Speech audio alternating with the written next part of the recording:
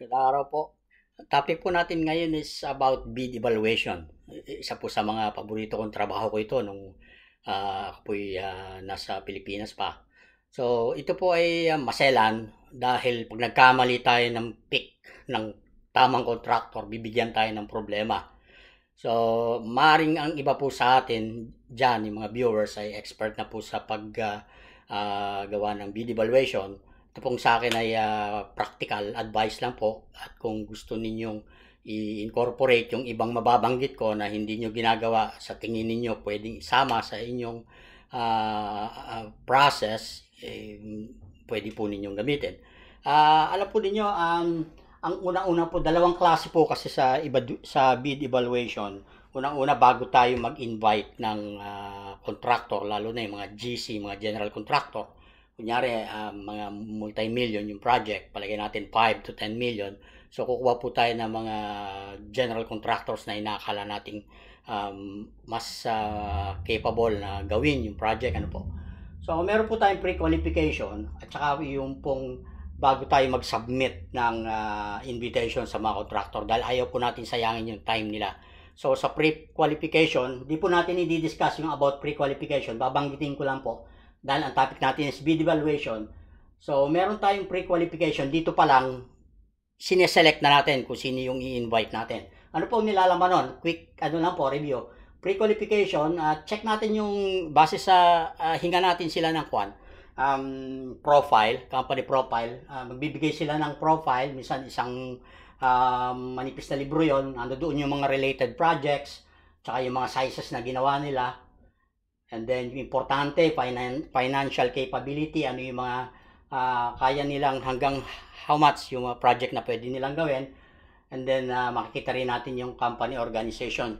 So, kung after basahin po natin yon, makikita natin kung sila ba ay qualified or sila yung hinahanap natin na pwede nating hinga ng bids para sa project na pinopropose natin. So, after mapili po natin yon, pwede na po tayong mag-submit ng bid invitation sa mga contractor na gusto nating invite. Normally, nung ako po ay nasa consulting firm pa, pinakamababa po nag-invite kami 5 or 6 na contractor ang in-invite namin. Ginagawa po namin yung pre-qualification, and then nasabit po namin yung tinatawag nating solicitation package. Ano po yung nilalaman ng solicitation package? Nandyan ang tender invite. So sinasabi natin sa tender invite kung anong type ng contract yung gusto nating i-quote nila sa atin for that project.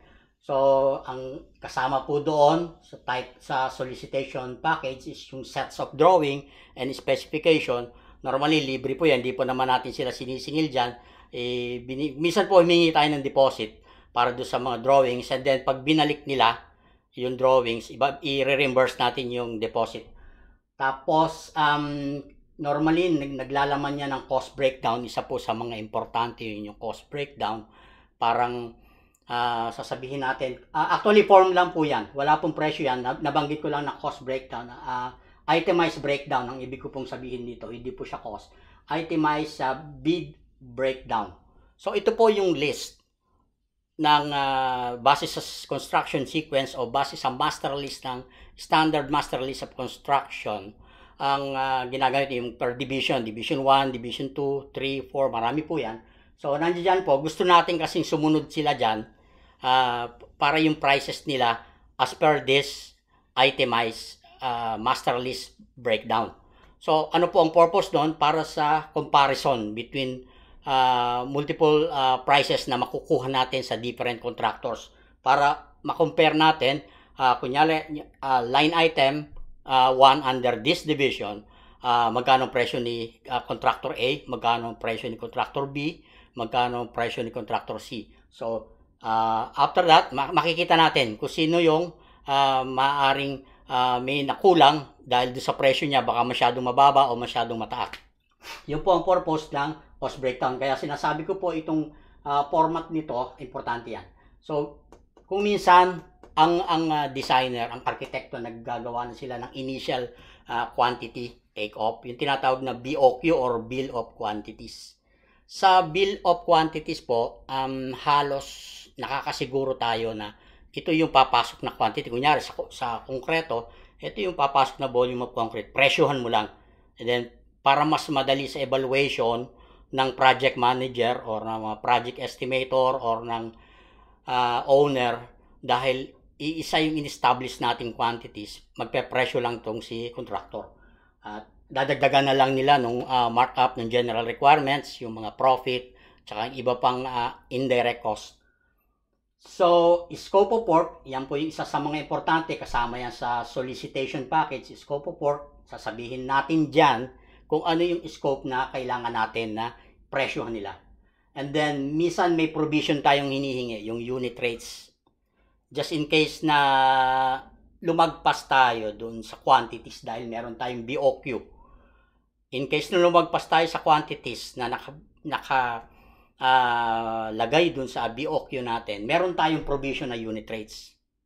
So magkakaroon kayo ng reconciliation during construction. Sasabihin ni contractor, lagpas na yung binuhos kong concrete, ito lang yung binid namin sa inyo.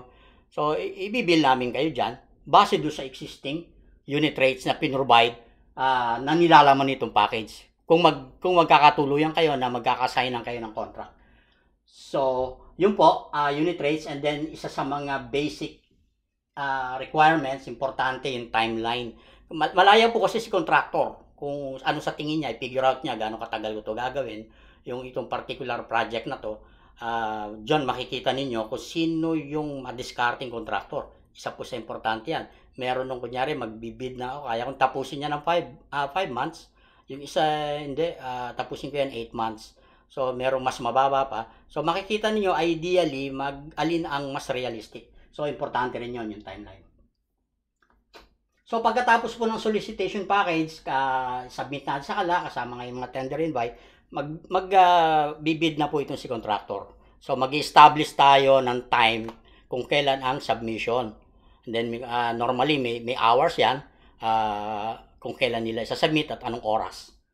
So, during evaluation process, dalawang klase po ang closing. Sa gobyerno, kadalasan close or private bid, hindi makikita ni contractor kung sino sa unang bagsakan, kung sino yung lowest na nag-submit, kung sino yung potential na may makakuha ng project. Kadalasan sa kanila sa gobyerno, close yan. Private, kung tawagin. Nire-receive lang nila, lalagyan nila ng timestamp kung kailan ni-receive yung bid ninyo, kung nag-comply ba kayo doon sa unang requirements, time and date ng submission. So, i-receive lang yon. Pero meron naman ng mga open, pero bihira yon, pinapakita kagad sa kanila, nandun lahat yung nag-submit ng bids, and then binabasa yon, binubuksan sa harap ng mga contractors o ng mga bidders, yung mga prices, isinusulat. Si contractor A, itong bid. Contractor B, itong bid. So, makikita kagad nila. And then, siyempre, may evaluation. Yun lang. Hanggang doon lang sa point na yon during the opening of bids. So, aalis na sila and then dadaan na rin sa proseso nung between the client and yung third party na tinatawag, yung mga project manager na hinire niya para mag-review ng mga bids. So, yun po, kaya kasi sinabi rito, under bid evaluation process, meron tinatawag na check technical requirements. Kung nasa tamang oras ba yung submission, yun yung kanina po, that kung nag-conform ba sila sa solicitation requirements. So, base dito sa solicitation requirement, kung nag-comply sila. Yun yung format, sinunod ba nila yung format na ibinigay sa kanila, baka hindi sila sumunod, or makikita natin doon pa lang po sa unang line ng evaluation, makikita natin kung sino yung sumunod at hindi. Yung pong hindi sumunod, automatically, base sa tradisyon ng bid evaluation, technically out na po sila. Dahil hindi sila, doon pa lang hindi na kayo na marunong mag-comply. Paano pa kaya kung natuloy na, inaward na namin sa inyo yung project. Kaya ang naging tradition po dyan, pag dito pa lang sa first line, hindi kayo sumunod, technically out kayo. O kaya na-late kayo sa submission, yung time, kahit 1 minutong na-late, out na kayo. Hindi natatanggapin yung bids nyo, hindi nila bubuksan yan. So, ang susunod pong step niyan is i-figure out natin. Gusto nating makita yung spread ng bid. Kunyari, ang project, ideally, ang project, nasa budget is 10 million yung project. Ano po? paano po nating nasabing 10 million? Kadalasan ang gumagawa ng estimate, yung tinatawag na approved agency estimate, yung pong arkitekto, or minsan ang project manager, kung separate entity o separate quantity, meron silang capability na maggawa ng price o ng budget na siya po natin gagamitin during this process, yung evaluation. Pero normally, ang mga arkitekto gumagawa dahil sila yung nakakaalam ng buong concept, sila yung overall in charge sa pag-prepare ng drawings or complete sets of drawing na kinukolekta rin nila sa mga iba't ibang discipline, diba, sa part ng engineering. So, yung pong tinatawag na approved agency estimate, normally ang nagpe-prepare niyan is arkitekto, kino-compare natin yan dito sa sinabit ng mga bidders. So, yan po ang ating reference. Diyan po tayo tumitingin kung gaano sila kalayo o kalapit doon sa prices na ginawa ng arkitekto. Ito yung tinatawag nating approved agency estimate. Ngayon, ganito po yung ginagawa ko sa akin. Calculate average cost. Ang ginagawa ko po dyan, pagpasok na mga prices, tinatabulate ko kagad. Meron akong Excel sheet. So, kunyari 5 or 6, kung ilan man sila. Tabulate ko from highest to lowest. Kaya, makikita nyo kagad doon kung sino yung mataas, sinong contractor yung nasa pinakamataas, pinakababa. And then, dahil meron nga po tayong bid breakdown, susundin natin yun. So, per line item, magkano siya? Per line item 2 na, magkano ito? Per line item 3, makikita natin, makompare natin. Madaling-madali po. So, doon makikita natin, naka-compare po siya sa approved agency estimate. So, yun po yung average calculation. Paano ko po ginagawa ang average estimate? Kinukuha ko yung total, nilang lahat. And then, divide ko number of contractors or number of bidders. So, yun po yung average. Once na makukuha yung average, natural na, lalaro siya sa gitna dahil kinuha natin yung average. Then, mag-establish po ako ng plus or minus 10% boundary. Yan po yung initial tawagin ko yung parang initial elimination process. Diyan natin makikita kung sino yung lalabas sa approved agency estimate or doon sa evaluation dahil nag-establish tayo ng plus or minus 10% base sa average estimate. Makikita po natin kung sino yung lumabas. Pag may nakita tayo na masyadong malayo doon sa boundary na yon, balikan po natin yung kanilang price. Saan sila masyadong mababa, saan sila masyadong mataas. So, posibleng meron silang na under-quantify. So, yun po yung iniiwasan natin dahil in the future, diyan po tayo magkakaproblema. At ayaw din naman natin sila basta i-eliminate nang hindi natin fairly nire-review. So, gusto po natin maging fair sa kanila dahil pinaghirapan po ng mga tao yung estimate.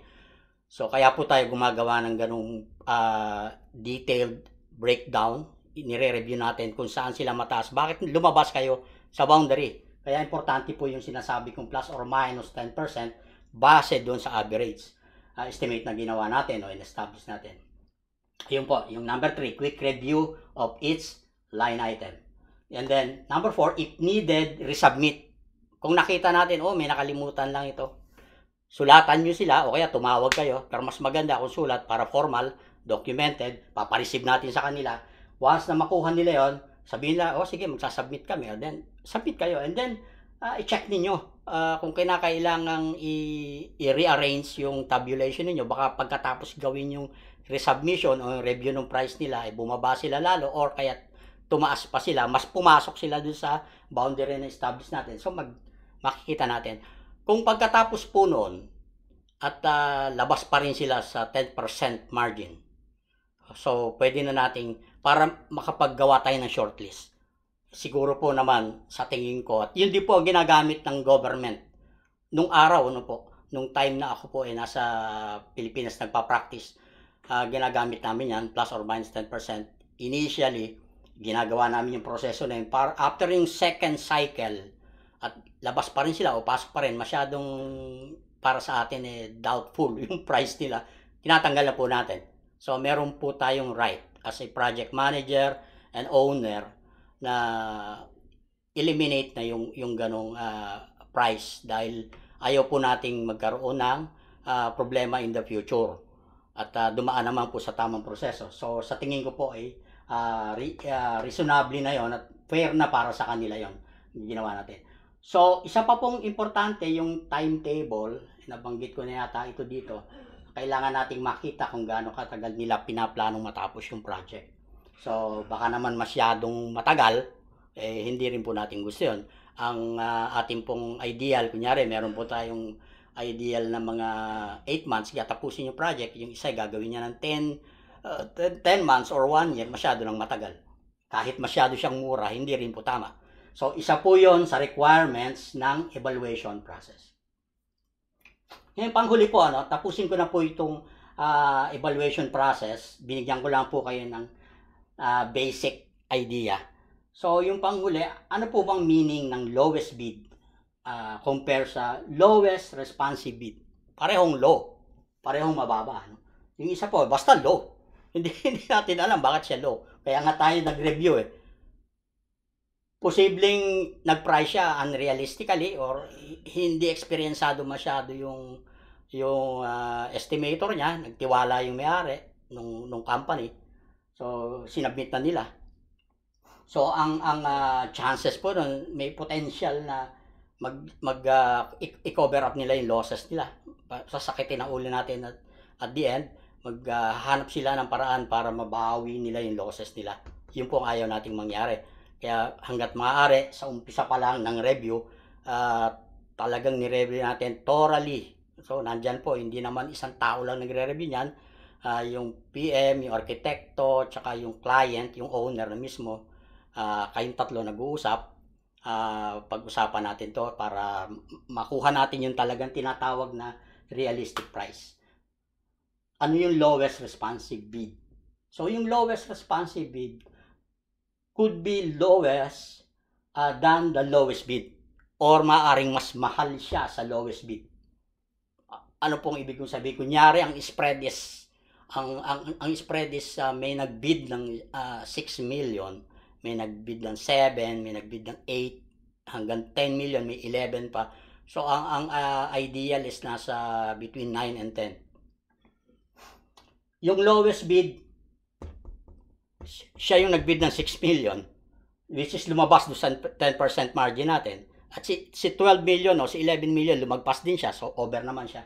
Si lowest responsive bid, siya yung pinakamababa na nag-satisfy doon sa requirements ng solicitation package. Base dito sa nireview natin at yung ating mga requirements, yung screening na ginawa natin na sinatisfy niya. And still, siya yung pinakamababa na bid na nag-respond dito sa requirements ng solicitation package. Sana po ay naging malinaw yung difference ng bawat isa at makatulong ako dun sa paano po namin pinipigure ko nung araw yung bids ng mga nag-submit ng bidding during bid evaluation process. Kung meron pong katanungan, tanong nyo lang po ako. Baka maaari pong kulang pa or may nasabi po ako mali. Mag-message na lang po kayo at tignan po natin at pilitin ko pong sagutin. Salamat po sa oras at sa pakikinig ng diniscuss ko sa inyo. Kung meron pa po kayong naisip na gusto nyo idagdag ko dito in addition to this topic, bid evaluation, message na lang po nyo ako. Paki-share na lang po and like doon po sa ibang inakala nyong makikinabang sa video at yung po sana subscribe button, paki-click na rin. Salamat po sa oras.